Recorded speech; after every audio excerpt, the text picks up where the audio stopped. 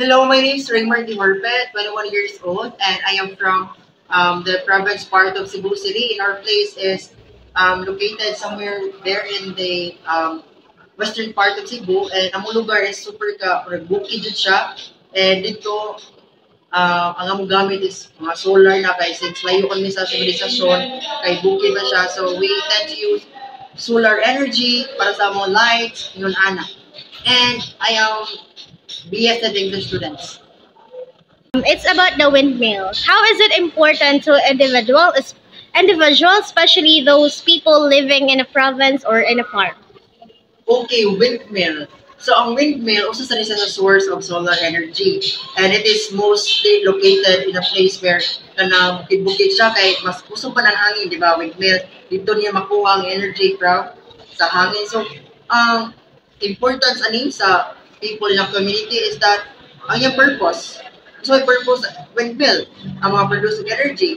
So nana, ano yung kana importance sa windmill sa tuwang society? Okay, so the Windmills have several significant impacts in our society, just like it reduces greenhouse gases since the windmills come from natural resources that helps people with their electricity and many more. In that way, we can reduce greenhouse gases. Another one is that we have knowledge and awareness about natural resources.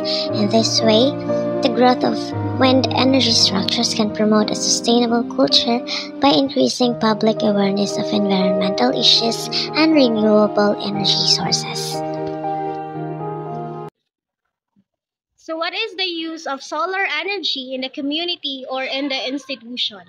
Already, the use of solar energy in our community is that siya ang main source sa electricity kay ang ato solar energy mo good kay muna ato nakuha gikan sa heat from the sun, and through that muna yung mga move na o kana electricity we know tibaw man tao sa grabe kay use pala electricity sa atong pagkaon, sa pagluto sa rice cooker, and sa ato ang suga every night tanan. So, without electricity, I think we're nothing. And that electricity is nothing also without the source of solar energy, which is the sun.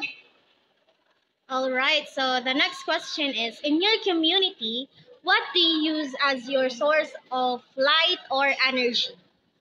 Since we are located in a place where dili kayo daghan walay jud coastic kayo, since bukid pa jud mi, diari mi sa city and we buy solar energy.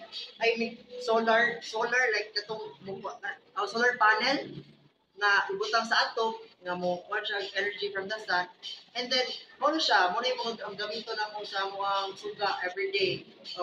And also one usa sa mga gamit ang solar energy ang charcoal. Kaya ang charcoal mo good kay mo ka-produce na siyang energy, and mo na mo gamito sa panglansya, and sa mo sa light bulbs also magamit siya.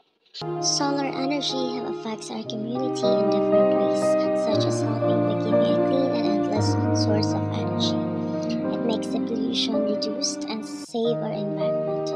Using solar energy can lessen the cost of the electricity in the house or establishment, but it depends on the usage. It also gives jobs to the solar industries. Overall, it gives the positive effects to our community by making our power source secure and lasting. Solar power energy is from the sun that is converted into thermal or electrical energy. Solar energy is the cleanest and most abundant renewable energy source, and that is according to SEIA, which is Solar Energy Industries Association. How does planting trees beneficial to everyone, especially in giving energy or producing clear energy? Okay, so planting trees is very essential, especially nowadays na we're experiencing a very high heat index. And without those trees, wala yung makakonsume sa carbon dioxide.